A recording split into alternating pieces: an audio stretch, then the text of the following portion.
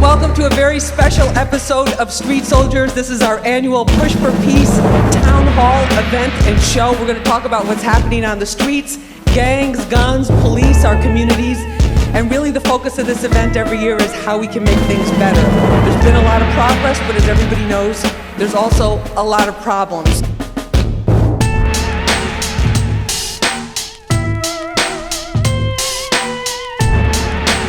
There's no more trying to figure out whether or not there's racism, whether or not there's police brutality. What we've seen on these camera phones in the last several weeks and for the last several years has made it clear that there's an issue. You know, we have a lot of leadership, like our commissioner, Bill Bratton, who said that hip-hoppers were thugs a few weeks ago.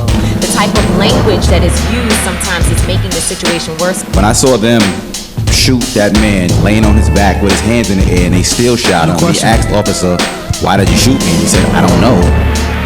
That happened while we were still marching. This is going to be in the history books. Where we are right now, we are all part of history. Imagine, you know, years ago when they had issues with slavery and they had issues with women's rights, they were going through it. They were, stressed out about it and worried about it. We're going to have 20 years from now, you're going to be thinking about how Black lives matter and how, you have people who make comments about how all lives matter. But just think about this, Lisa. When I'm out on a cancer walk, do I say, "Oh, you know what? I forgot to talk about AIDS"? See, the issue is we have an issue with Black people being killed.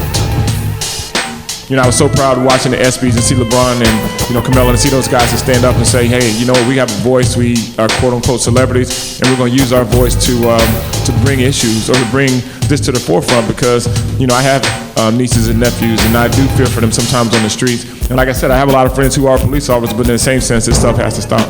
We have to be consistent. A mother doesn't mourn differently because her son is killed by a cop or someone that's gangbanging on the corner. It's about no innocent person should lose their life. And this is your world. Take it, explore it, conquer it, make sure that we can push for peace. And thank Hot 97, thank you, Lisa, for seeing the vision of making sure peace is something that we can push for. Let's make it happen again and again and again. Thank you very much.